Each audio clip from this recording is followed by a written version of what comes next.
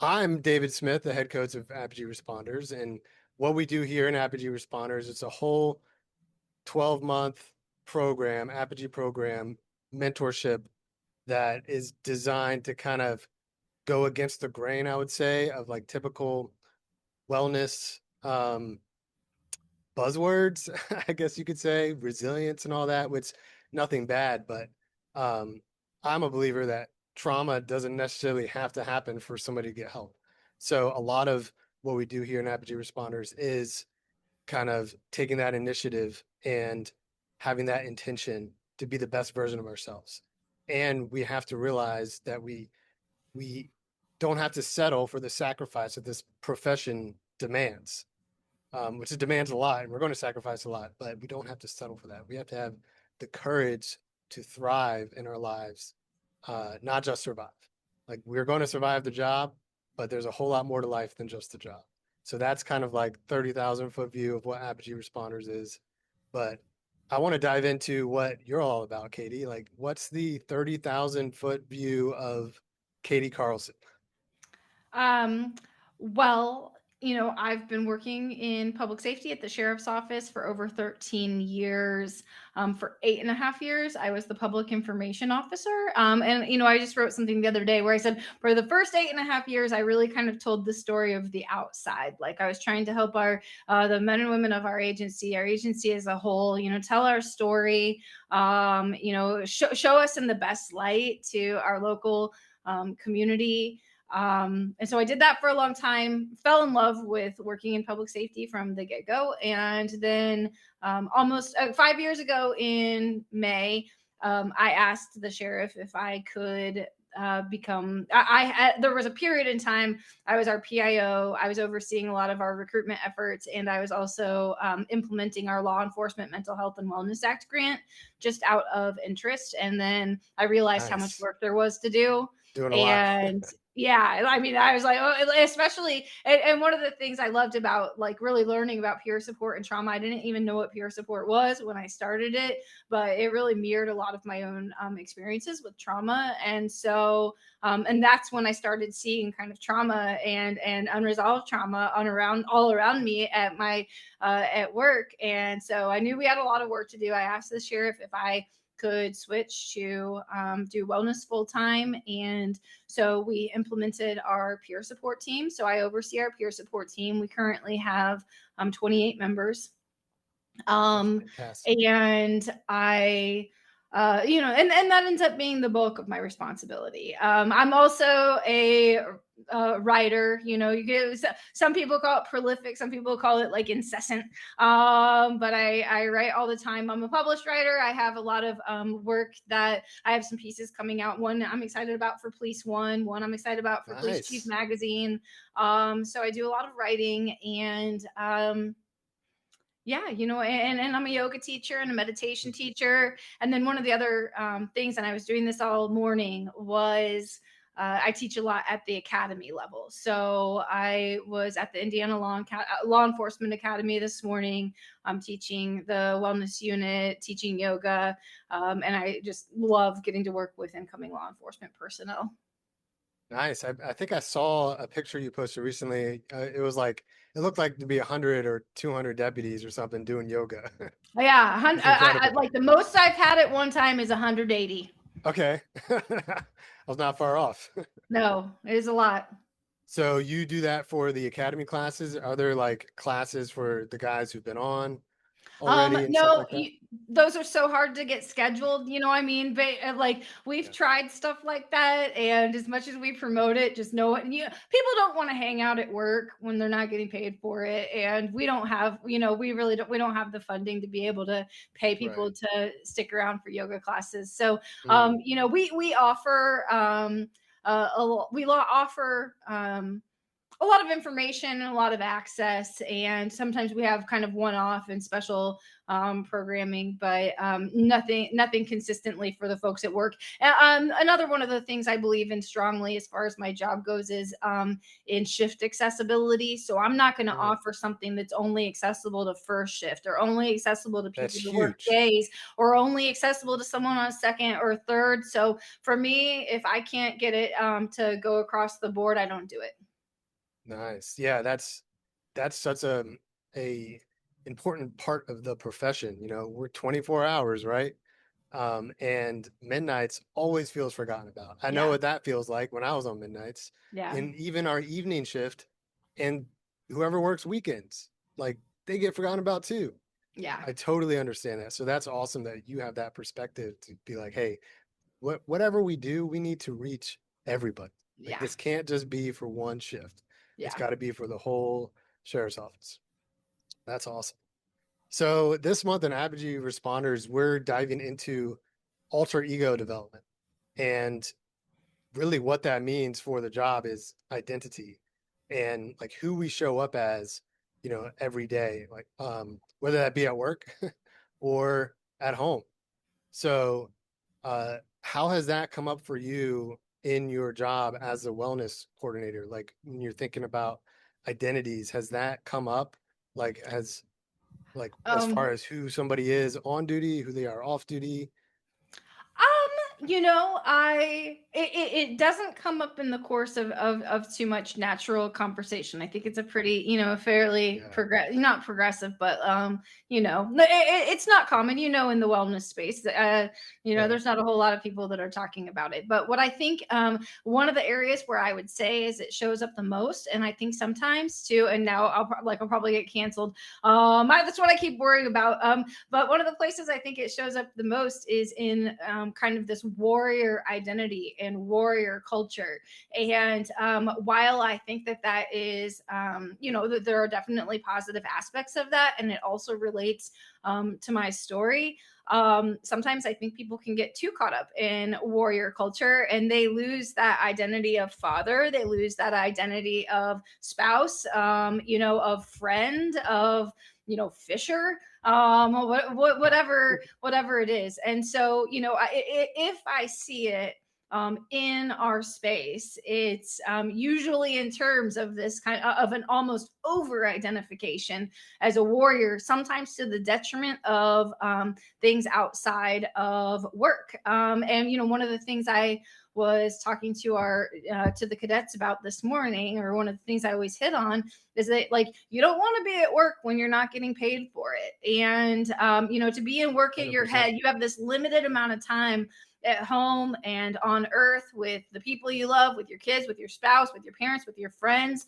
And one of our guys at the sheriff's office once told me after a training that he realized that, like, he'd go home and he'd be in his chair and he'd be watching tactical videos, like, of all these breaking, just thinking he's just becoming a better and better and better law enforcement officer. Meanwhile, his kids are, playing by themselves over there. And he kind of realized that he was, spent, needed to be spending change, which mode he was in. Yeah. That warrior guardian conversation, I've definitely been part of some of those conversations where, hey, at what point do we have to differentiate between being a warrior or being a guardian? You know, I think that doesn't just apply to law enforcement, it applies to all first responders because we have to show up as who we're trained to be. You know, when we go to the call, we have to show up as that person. And a lot of times it is that warrior where you have to make a decision that can affect somebody's life, you know, whether it's an arrest or use of force or, you know, medically saving someone's life, or talking them off the ledge, like for dispatchers, even. So there's so much there. But what we forget about is the guardian aspect where, hey, we're not just a warrior, we're a warrior in the garden. We're like a warrior poet, you know, Mm-hmm. because back in ancient times, like the samurai, they definitely had those values of, you know, integrity and honesty and politeness, which what we have as our code in Apogee. You know, we abide by those values too. So when you look at the warrior versus the guardian, just like you said, like, and I've been on SWAT, you know, we forget about the guardian part where we just want to be hard charging all day and we want to, you know, run and gun, but we definitely forget about the guardian aspect. It's so important in our identity.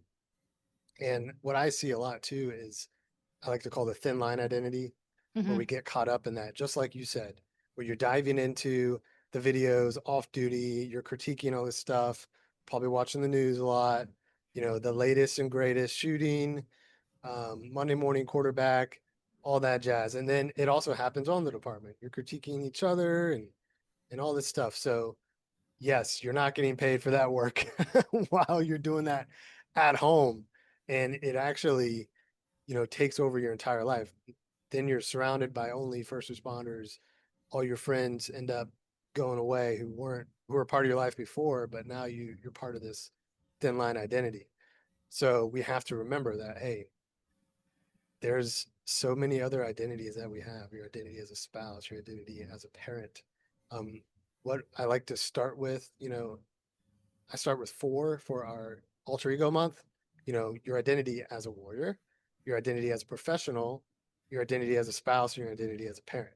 So like you can just start with those 4, but you have so many other identities where you're diving in. I mean, I have a different identity for each one of my kids because I show up as a different person for each one of their personalities. Who am I when I go to the gym? Who am I as a public speaker? Who am I as a coach?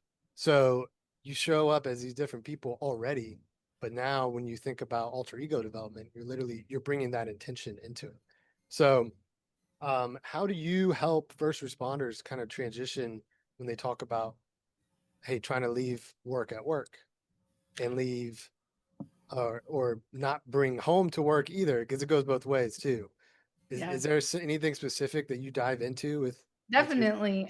As a meditation and mindfulness teacher, mindfulness, and that's what we were practicing earlier today. Sometimes, and I always tell people, I'm like, no one, you can practice, you can meditate for 1,000 hours and no one's going to care. I mean, I have, no one cares. But it's not about being the best meditator ever. It's being able to direct your awareness and your attention.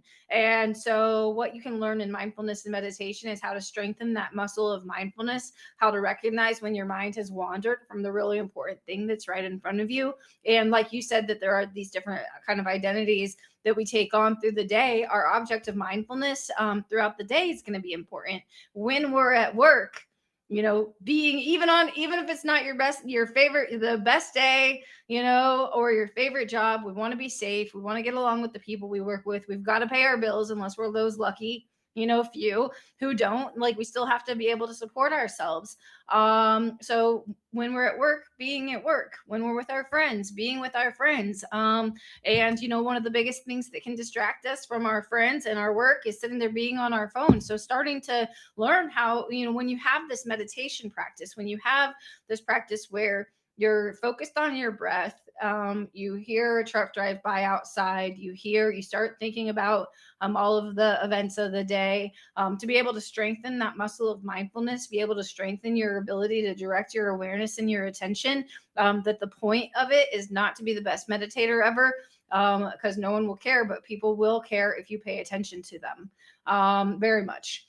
And so, yeah, so it's through mindfulness mostly that we've to help people recognize when their mind has wandered from the things that are most important, and how to direct their attention back.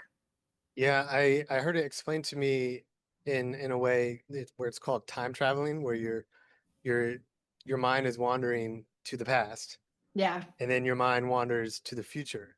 So your mind is constantly time traveling. You got to pull it back into the present. Present is actually what we're diving into a lot in the coming month. Oh, really? um, yeah, we call it Operation Now O'Clock, where we're like, hey, we're present for the community every day. When you're on a call, you're standing there, you're 100% present, solving their life problems, right? Problems that have built up over maybe decades. Yeah. You got to solve it all. But when we get home, we don't have that same amount of presence with our family.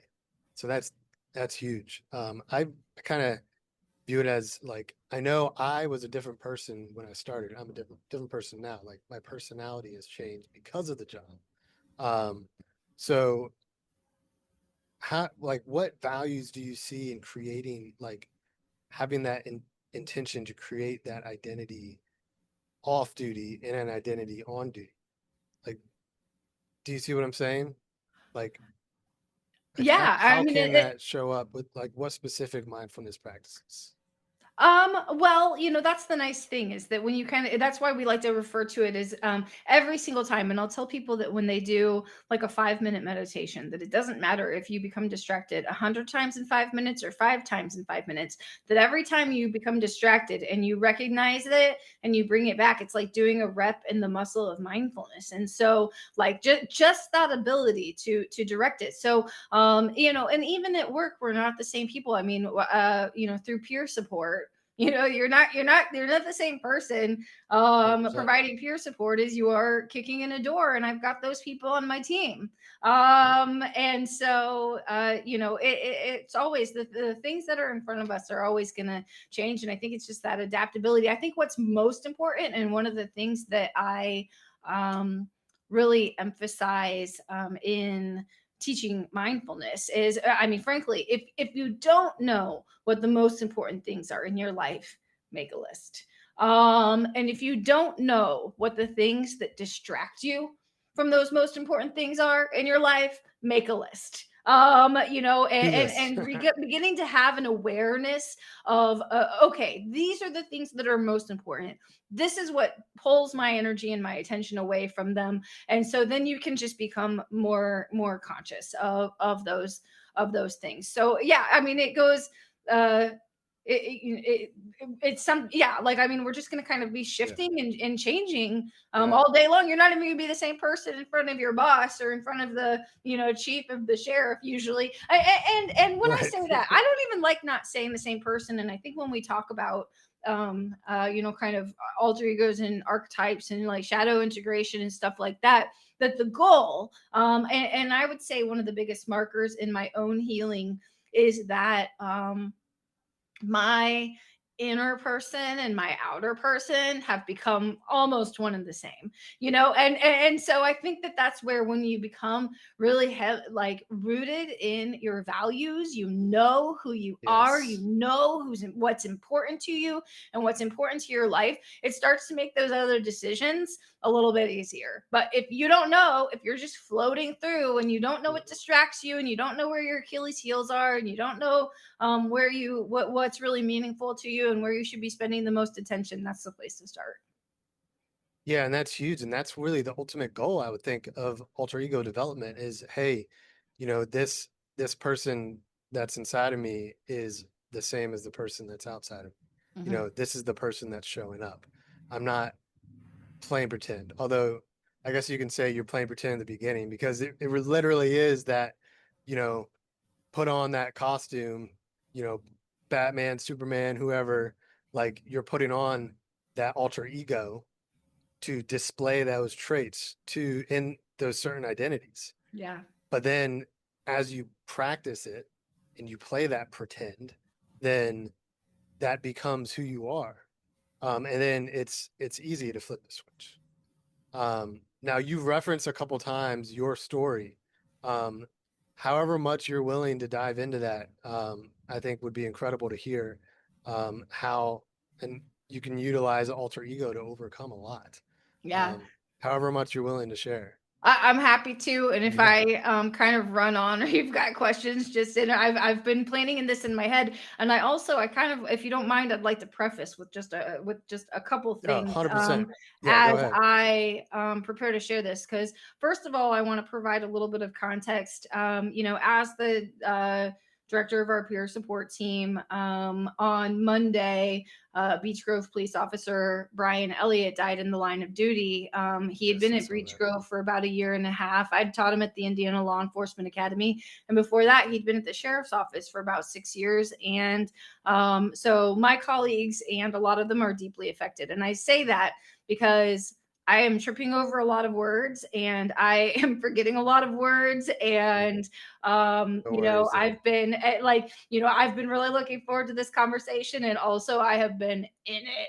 It's been a really rough few days, so I just kind of wanted to put a little caveat. I also have a really interesting way that is going to tie back into the end of this conversation, hopefully, if or that it kind of all comes back around, because what we're always talking Right. about is that sort of reintegration or that integration Yes. into the fullest self. And so a really kind of really neat story, Well, actually.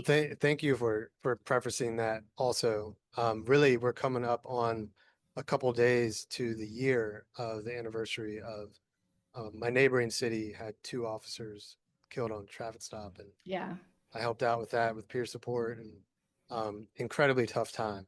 Um, and it hit close to home, of course. And I'm sure I know this is hitting close to home for you. So thank you for still being here and being willing to share. And Yeah. however that ties in, that's Yeah, awesome. and I'm happy to. I'm excited for it Yeah. ties in, and I just, if I stumble over my words, like Oh my yeah. my brain No has just been worries. a little fried. So I just wanted to Yeah. preface with that. And the other thing I wanted to preface with is essentially, just kind of sharing in advance how vulnerable this feels for me, to be sharing. This is really a lot of aspects. Of course, when you asked me, I was like, yes, and I still feel that way. But Yeah. it doesn't mean that it's not vulnerable, and that like Exactly. that there are things here that I don't really, that some of my closest friends don't know, and I'm recording it for perpetuity. And Right. so I'm not even asking for grace or anything like that. I'm just saying like that, this kind of, that there's a lot of aspects of it, and that they're raw, and that they're deep, and that they might sound kind of weird. Right. um Yeah. and No. so Yeah. yeah, and so like I kind of wanted to state a little bit of my nervousness with that. And then the other thing I wanted to state is that, and this is kind of going back into this story, is that there are elements, of course, like similar to the people that are signing up for your group, that are a part of Apogee. Like I'm, in the middle of supporting a bunch of colleagues in a line of duty death, and at the same time, what has been, and so I understand well the traumas of law enforcement, having worked in Yes. it for 13 years, and then also for being in peer support. And it's not my first line of I have an encyclopedia in my head of officers who have died by suicide and in the line of duty, Yeah. Same. since I started here. And so I understand that trauma and how it might sound really different from the trauma that I'm going to describe. And but I guess I just say that to preface, because while they may sound really different, and while some of the ways that I have embodied, kind of alter ego, and there's other terms that I'll tend to use for it more, that have arrived more naturally for me in my practice, Right.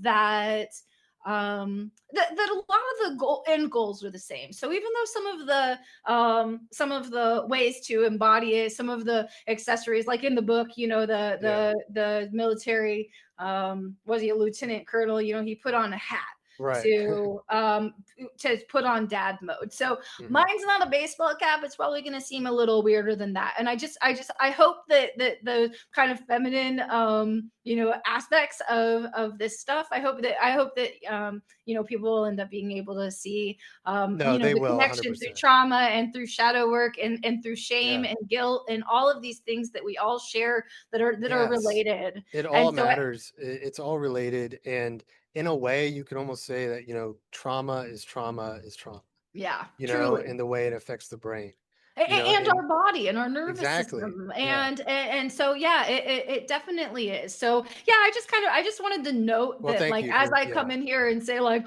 oh, leopard print and disco balls, it's not me not understanding the culture of law enforcement. It's just me sharing the kind of direction of my trauma No, that led that me that to this makes point. And 100% so I sense. just wanted to kind of honor your group, or any of the Thank you. Yeah. listeners, for say, by acknowledging that up front. Right. No, that's awesome. Thank you. And thank you for being vulnerable too. Because Yeah, and it sets such an example because vulnerability goes such a long way. Because you yeah, don't know who's going to listen to this no, and they're going to be able to relate to you. And they're going to be like, wow, yeah, me too, and be able to overcome whatever they're dealing with, whether that be the same or some other trauma, but they'll be able to pull something from it. And it's just yeah. incredible that you're willing to do that, and it's going to And help someone. I always think that when you're doing something that scares you, like you're doing something, like I tend to think it's something good. If it's something vulnerable, that means that there's something really rich. And there's a lot of darkness here too. Yeah. But like what you said, trauma is trauma, and that's Yeah. what it is. But I just before turning off everybody being all her, like girly stuff, the just it's coming from a different source, but like that I do understand, and like really honor the culture that Right. you're fostering here. But I'm happy to kind of dive into the background Yeah, if you I would know like. the you kind of started off when you explained it to me before that you had an alter ego that you actually named, Mhm. and then you started telling me, the rest of the pieces. Yeah, well, and Uh, she was actually kind Very of good. my second one. And so, Okay, okay. but to sort of lay the background down, I've been both in high school and then also in my early career. So there were periods, like in high school, I had a period of several deeply traumatic instances that happened. They were mostly related. Sometimes people think about it as being someone, a bad kid or something. Mine was all related to the swim team and being a swimmer, but I ended up kind of becoming a victim of systemic sexual abuse as a young woman. Very oddly, many years later, as a public information officer, almost 15 years later, I got a call at the sheriff's office asking for a mug shot for that swim coach's brother, and he'd done it again 15 years later. If that's not Good going to give God. you a guilt trip, it was messed up. And the fact that Yeah. I'm in a position to take a call like that was just crazy. So I had a lot of Wow. stuff that was going on in high school Mhm. that was really bad. And I started to my parents didn't really know what was going on. Of course, there's so much shame around sexual trauma. You feel like you're the one that's doing something bad, and you don't really want to tell anyone. But my parents got knew enough to put me in counseling. They got me on medication, and then by the time I went to college, I was starting to do better. But then early in my career, by the time I was an intern, I was the victim of a violent sexual assault, and then just basically entered into another period of systemic um, sexual abuse and manipulation. And I look back at my um, old journals, and I wonder how I ever really it reads like kind of a psycho thriller, and I wonder sometimes like how I ever got through it except for the numbing. So, I don't drink Mm. alcohol anymore, but like basically from that first set of instances in high school through, and for a long time, I numbed out pretty much. I'm almost 43, and about the good middle 19 years of my life, Wow. I had numbed pretty consistently.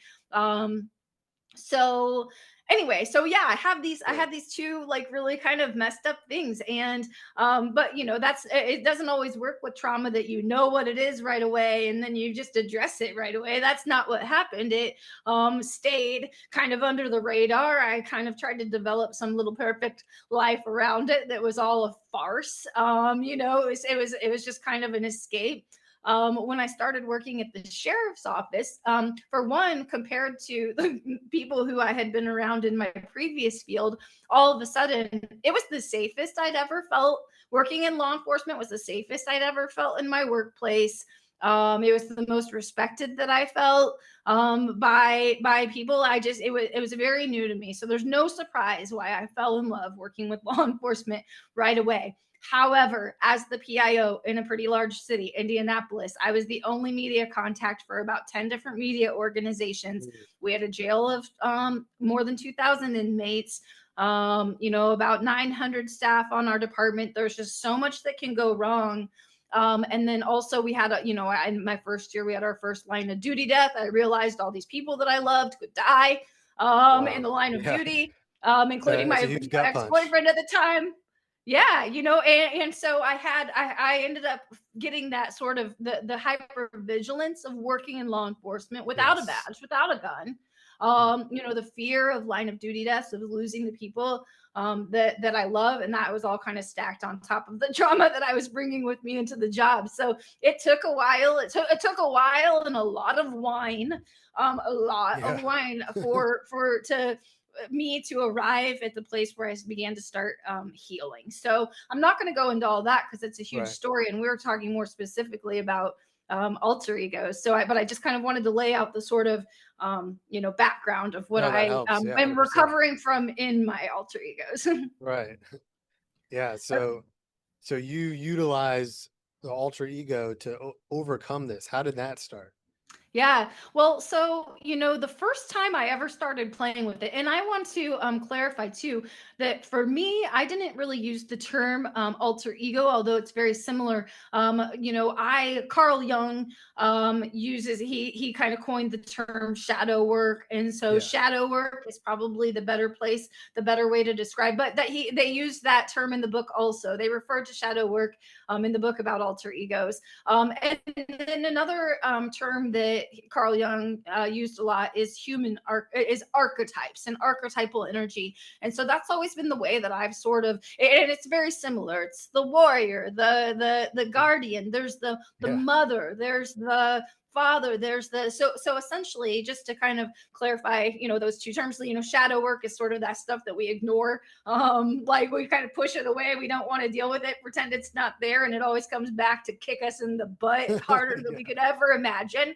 And then these human archetypes are essentially these like these archetypes that have existed across time and across space, that in essentially every culture there's a warrior, in every culture there's a mother, in every culture there's a queen and a king and stuff like that. So just a kind of frame of reference from where I came to this work from, which was through shadow work and archetypes. So Nice. there was periods in time, probably starting about like 2 or more years ago. And there was groups of people that I was working with, that I'd have these meetings to go to. And like not really safe groups of people, not really people that really respected me, not really people who and I always just I just had a lot of it was just really, I was nervous about all of these meetings. And so how my Right. first archetype kind of ended up, or shadow or alter ego kind of came into play, was that I created this playlist. And this playlist was called Off with Their Heads. And I ended up started developing this alter ego of the angry empress. And I mean, she was just someone, she was just like, "Rah!" Like, and I mean, just talk about warrior. But I mean, but more of like kind of a Queen Elizabeth the First, like really like just no, like not taking anything from anyone. And when I started listening to this playlist, and then I also have kind of put on some of the stuff. So there was this playlist. It was mostly like really angry female music, angry rap, and Yeah. stuff like that. And I mean, I'd listened to it all the way into the door practically of these meetings. So by the time I was there, I was just, wasn't going to take You were ready anything to from tear into anyone. them. Oh yeah, for sure. And I needed it at the time. A couple of the other things that I used to play with is, so I'd always have a wrap, because and if you have an empress, they have this long cape or they have this long robe. So it'd either be a wrap or a jacket or something that I could kind of just have draped over my shoulders, and it Mm, would feel like kind of a little bit of protection. yeah. It would remind me of that. And again, it's so important when it comes to not just playing with alter egos, but also in nervous system regulation, to be able to tap into your senses. Yes. Telling a story in your head, oh, I'm going to have this person that, like if it's all in our head, it kind of stays there. But when it comes into your ears through music, that's tapping into that sense. When you have something that you can physically touch, it's tapping Yeah. into that sense. So it's Yeah. really, Something. yeah, yeah, so it's Yeah. really Yeah. sort of like pushing these experiences down from just in your head into something that's really, experiential and embodied. One of the other things she'd wear, for her, she'd wear more jewelry than normal. This is a bracelet from my grandma. So other people wouldn't be an over the top jewelry, but like Right. if I'm sitting in this room and I'm like, It's about enough for you to to pounce, recognize. like Yeah. I have these symbols that remind me, and more than anything, it'd be like, I'm just, you are not going to mess with me. You are not going to push me around. Obviously I wasn't attacking anybody, but I was giving no inches, Right. It's a and whole different taking. personality. Like, hey, the buck stops with me. Exactly. So, and so what's interesting about about that first one in particular over time is that I've actually exited the situations that I needed that angry empress for. So a lot of the time when we talk about alter ego or kind of shadow, we're talking about integration. And it's not that I don't continue to need this angry empress. It's that I took myself out of the situations where I did. And so Got I it. think that that's another way. Like if you need this sort of shield to But do it that. So helped you that's get through those situations. And now if you're in a situation like that again, guess who you have in your pocket? oh yeah, Yeah. That's yeah. that's incredible. Yeah, so that was kind of the first play. That was sort of the Right. first time that I played with these sort of archetypes or alter egos. Nice. And then so this is the one that this is where it starts to get really vulnerable because we start really working on the shadow work and the trauma work and the pretty Yeah. deep dark stuff. So there is I don't know if either of you, I brought like I have these two tiny little figurines that were around. One is can you see this little mouse Santa Yeah. Lucia? Yeah. And then this is a little other Santa Lucia. So I Nice. have bigger ones, but Santa Lucia for me in my culture, I'm Swedish, and so she was really big in Swedish culture. And she was from Sicily, and her feast day is December 13th, and she was an early Christian martyr. And the her story really was that she wore this crown of candles on her head to be able to light her way through the catacombs in Sicily to be able to feed the Christians that were in hiding in the catacombs. And so she ultimately ended up like refusing to marry a Roman and was killed violently, this young girl. And so she's revered really, for her generosity, for her going into the light with the dark. And that's just such an important theme to me. And Yeah. so I ended up nicknaming my alter ego Lucy. And so really kind of finding this way to sort of embody this Santa Lucia. She already meant so much to me in a familial way, in a cultural way, in a religious way. And so it was just kind of this way to bring my own light into the darkness. Yeah. I'll also mention, and I think this is kind of funny, for the poor person that ends up finding me, I'd feel bad for them. But I have Santa Lucia's wreath of candles tattooed Oh, right nice. here, and I have an empress crown tattooed right here. And I also have a candle that's tattooed right here Wow. too. So I mean, like I have two crowns That's that an are incredible tattooed on. totem. Oh yeah, I I have mean, a tattoo also on my arm that ties into my like my identity and my new self yeah. that happened 4 years ago. It's a whole nother story, but Yeah. I mean, that's these are another huge probably piece. both 3 years old or something like that. They came Yeah. pretty close in within about 6 months of each other. So, but there are other ways to just kind of like, obviously, no one's going to see this in a meeting, but, Right. But it's for but you.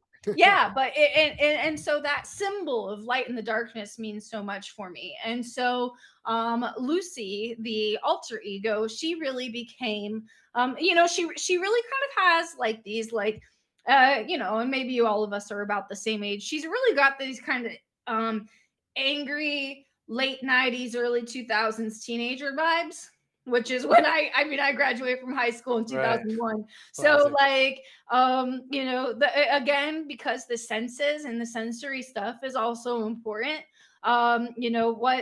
what Lucy loves is like all of the music from high school, like all, Sublime, and like, just all of that old, Nice. just huge lists of these, of that old music. So and one of the other things that I started doing with Lucy, and I really love this and I recommend it, was that I kept a note on my phone that just says what Lucy wants.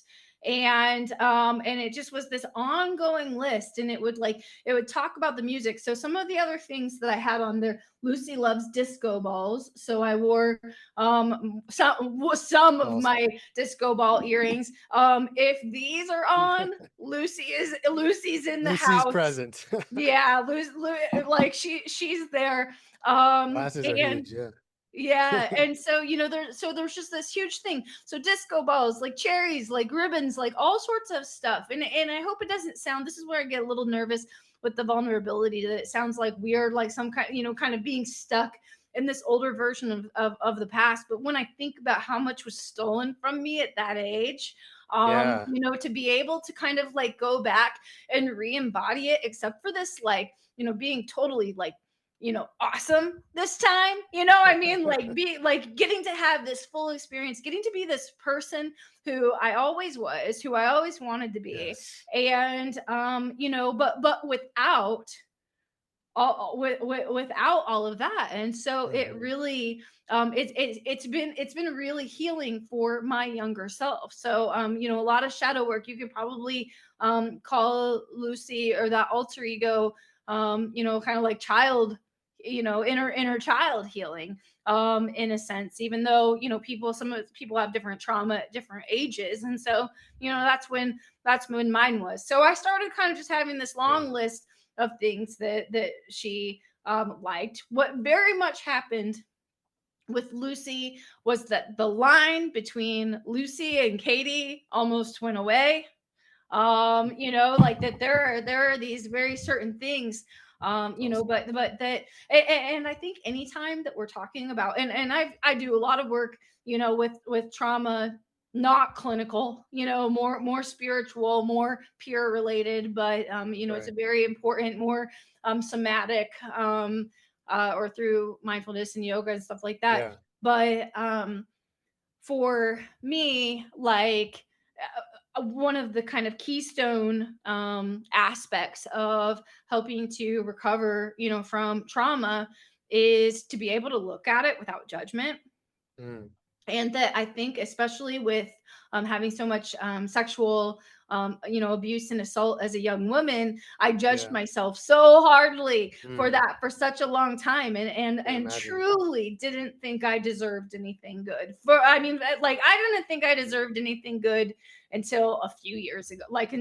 until my healing journey. And Yeah. so, like, talk about beating yourself up, like not thinking Mhm. you deserve good things, not thinking you deserve happiness, not thinking you do. And that's just how I thought.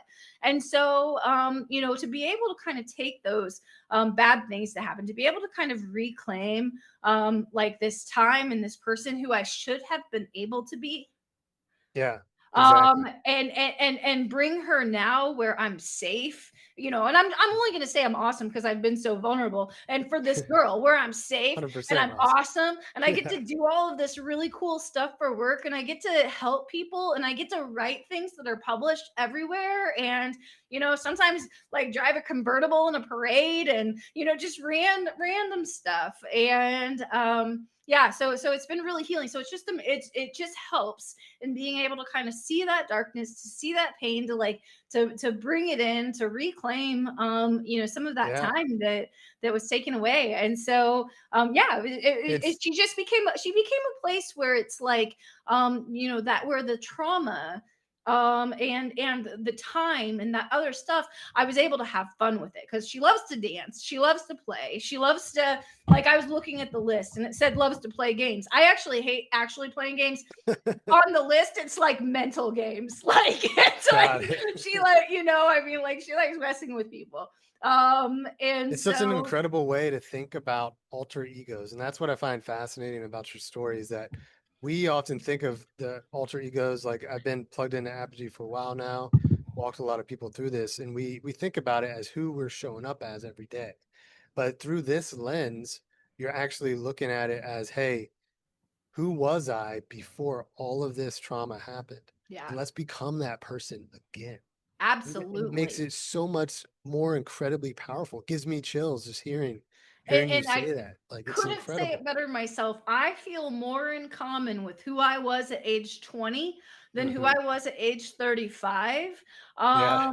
easily. And that has happened through the, and I mean the dreamer is back, kind of the purity of my intention, like kind of like not held Yeah. by these stories of shame Mhm. and just The horrible ways stories you that I tell used to yourself. talk Yeah. about. Oh yeah, I mean, I don't want to say that I've broken free from them because like they can come back, essentially anytime. It's a constant process, but yeah, no, like, but that the sort of the purity, not even I don't even know if purity is the right word, but like the pure Katie-ness, Right. like Yeah. of who I was has been back, and like that is so joyful.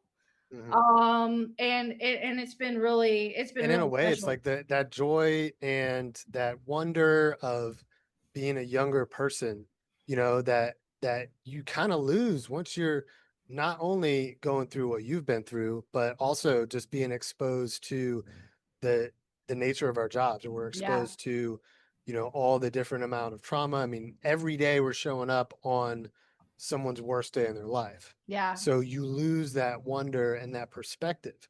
So if yeah, you were to dive into who you were as a kid or as a young adult, before you had that, and now how can we show up as that person, and have that incredible joy and live our yeah, life with the happiness, free of shame and guilt and yeah, what have you. That's yeah, that's incredible. And it's about the stories we tell ourselves. And yeah, we go back to that definitely. all the time, but it's really what it's about. Your You're mindset. gonna you're gonna love the way this wraps back around. Yeah, yeah, go for it. Okay, so last night I'm at a candlelight vigil for Officer Elliott, and we someone had offered parking to our deputies and stuff, and so we were kind of coming in from a different direction than all of the candles that were set up. And so I was seeing our deputy. I was looking for a candle. I was looking for him for my deputies. And so I went to the front, and I was gonna get a handful. And the lady was like, "Here, take this box." And I was like, "Sure." And give me a task in a hard moment, like I love to do it. So I end up with this box full of candles, distributing them, making sure that like all of my people had them, like was if other people saw them I was giving them to them. And then as I was standing there, as I was watching, if I'd see an officer in uniform like kind of walking in late, I'd grab one and go give it to them.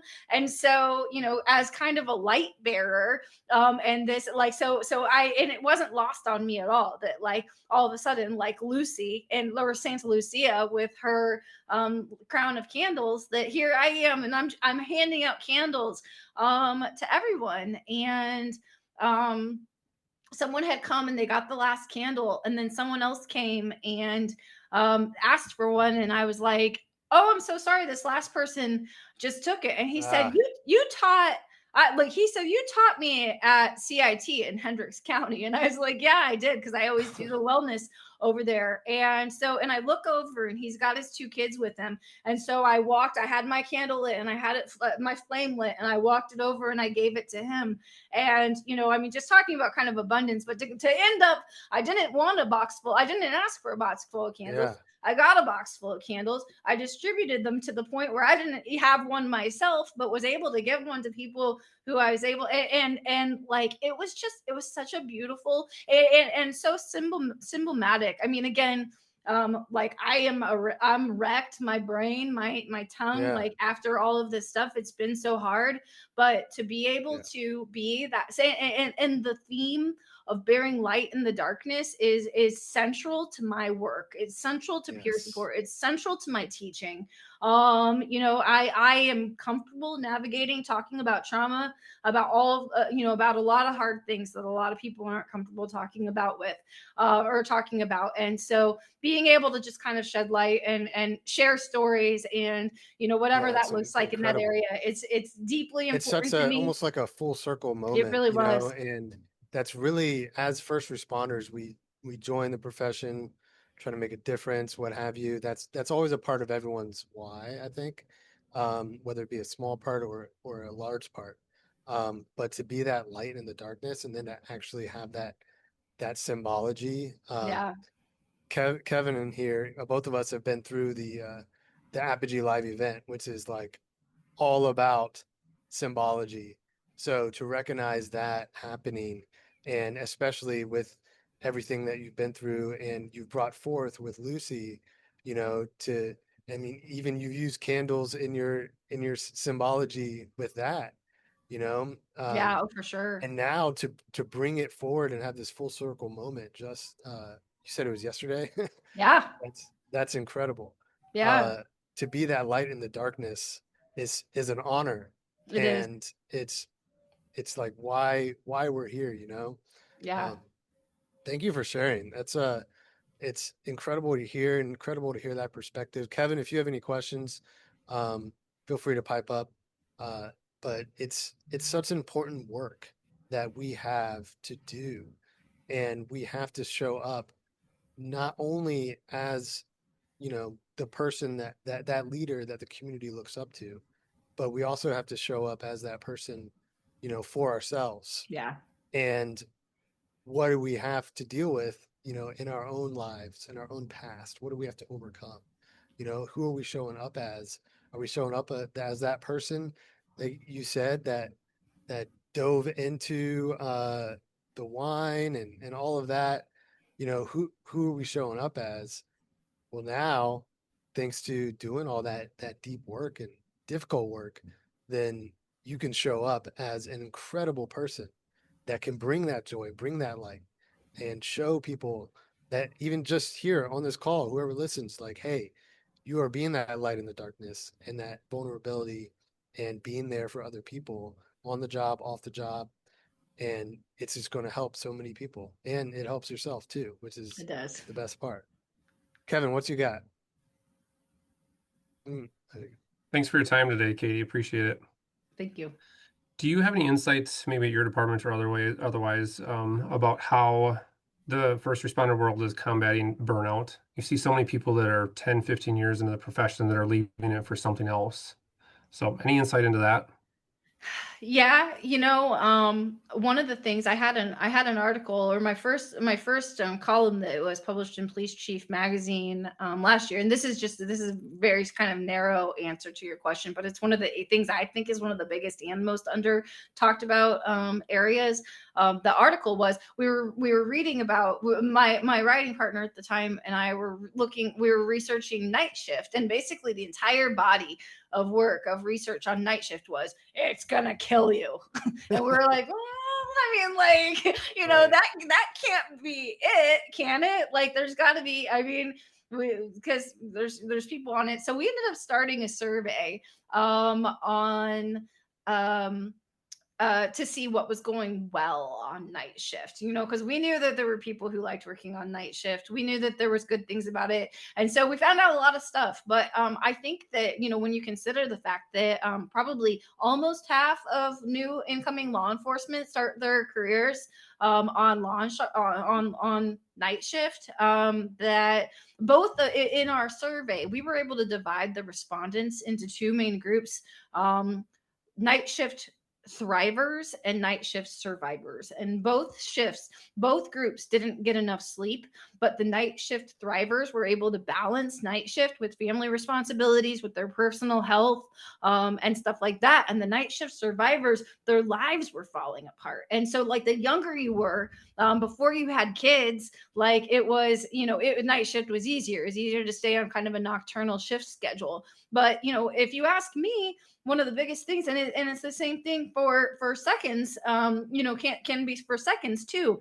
But so many people, we don't pay enough attention to sleep. And so you have like this entire profession who is pretty much starting their entire years of their career in sleep deprivation. And so when we talk about burnout, like, and not getting the kind of a rest that we need to be able to recharge before these big events, I think that that's a huge area that has really kind of practical implications. And what we also had in that article, and I can send it to David if so he can send Yeah. it to you. But what we also had was, basically we had tips for new officers that were starting on night shift.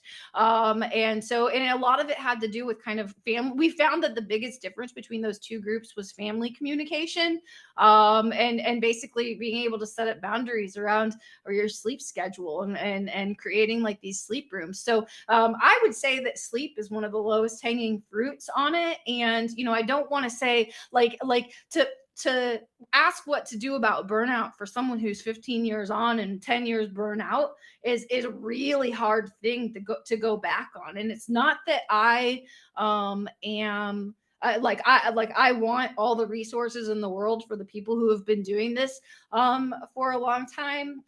What I'm most capable of doing is trying to help stop it earlier, like especially at the academy level, is to help stop it earlier in the careers. And I think that both like wellness, teaching recovery from critical incidents, whether they're big or small. We've had way too high of a bar of what got considered critical incidents for a Yeah. long time. And then also, helping to create to create that sense of communication between, I like, it's so crazy to me that it's like, we're like, well, we don't want to talk about this thing that we both went through. And, that was just the culture for a long time, when we're so dependent on each other as humans, and have been for a long time. So, how to address burnout that's happening now, and kind of there. I'm not the best person to talk about it, but how do we catch it much sooner? How do we prevent it from building up? How do we keep people from starting an entire career in I feel sleep like it's different for deprivation, each where their person too. families are falling apart? Like, there's more that we can do. Yeah. Yeah, and it's interesting too because I'm in the EMS and fire service with 24 or 48-hour shifts, so you never actually get off of like the third shift. You can be Yeah, forever your career waking up in the middle of the night yeah. and having to deal with that. So, and I know that's one of the biggest issues in the fire and EMS service with the long shifts is sleep deprivation. So, Yeah, definitely. I've got a lot of good friends that are firefighters, and there's a lot of really interesting sleep work going on in fire service too. But I joke about being the no fun club, but again, when after having a line of duty death.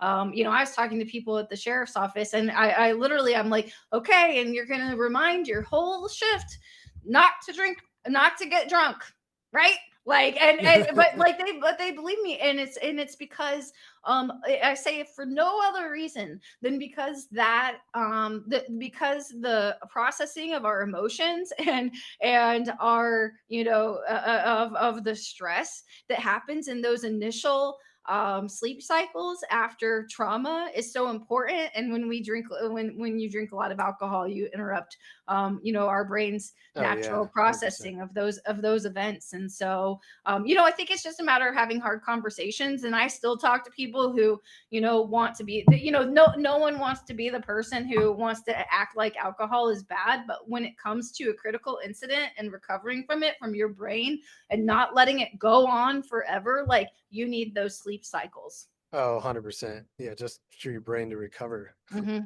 That's incredible. Yeah. And it's kind of, I don't want to say it's anti-cultural now, but I mean, it was anti-cultural for a long time. Yes. Yes. It was. Well, Katie, I want to honor your time and thank you for being here and sharing so much incredible information about yourself and what you do to be that light in the darkness. It's an honor to hear your story and get it out there too, to Yeah. play a small part in that, because it's so important that, so we need more who are vulnerable, that can share their story so that others can overcome their own darkness too. Yeah. It's so important. I want to thank you for coming on. Where can people find you? Um, LinkedIn is the best place. yes, Of that's course, how I found you. yeah, I know. I don't, most of the rest of my personal social media, I don't put that much work stuff on there, but I do a ton of writing on LinkedIn. And so would love to connect with anyone from there. So it may be Awesome. under Katie H. Carlson, but yeah, if Okay. if you look for Katie that's friends with David, you'll find me. But that's We'll make sure we have your info in the call notes.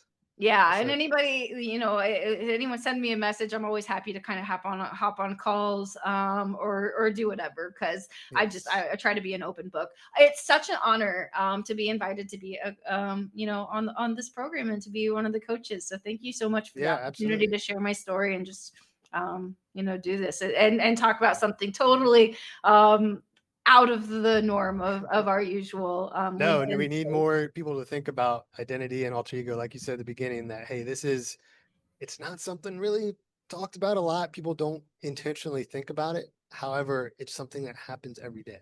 We're Yeah, showing up as different people every day. So when we bring this intention to it, it creates this power, this superpower, really, that yeah, you can do things like you've done, overcome yeah, so much. yeah. So thank you again. Thank you. Bye, All right, Thank everyone. you, I'll Katie. see you. Yeah, nice to meet you.